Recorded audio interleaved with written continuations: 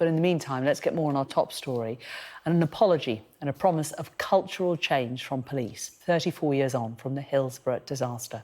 97 football fans died as a result of a crush at a match between Liverpool and Nottingham Forest back in April 1989.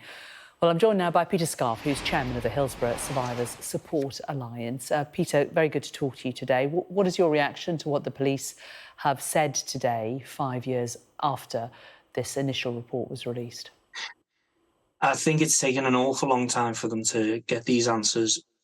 I think 5 years is way too long, 34 years for an apology.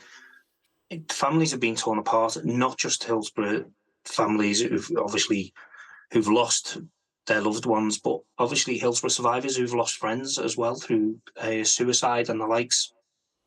I just feel it's just taken far too long for them to come back with answers and an apology that I don't know if it has the strength that they say it has. They've announced a new code of ethics, to try and have a code of openness within the police force. They've also announced a charter so that mistakes, if they are made, are admitted. They say they will no longer defend the indefensible. Does that give you any hope that perhaps in the future such a thing could not happen again? It's not quite Hillsborough law. I would expect Hillsborough law to be passed, to be honest, because it's easy saying we've learned from it, we're going to correct our mistakes, we'll make sure that accountability is there, we can't cover things up, but without a law, they can. The one thing that we haven't heard today is a response from the government, which still hasn't given its response to this report by the Reverend James Jones. Have you had any dealing, or have your group had any dealings with the government? Do you know what is causing this delay?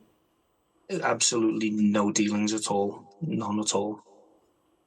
What do you feel about this, the fact that it's taken so long? Well, reflecting on the feedback from the group themselves, anger. People are extremely angry that it's taken so long. The general public who are reading, again about Hillsborough, think that it's down to Hillsborough families and Hillsborough survivors why it's still continuing to go on, and it's not. Mistakes were made and they need to be rectified, and we are not to blame. So I just feel that it's taken way too long and they need to do more. They do need to do more. The fact that there isn't a response from the government, how much harder is that making it for the families and the relatives and the friends of those who died to move on and perhaps put a full stop at the end of this awful period of their lives? It's almost impossible to move on.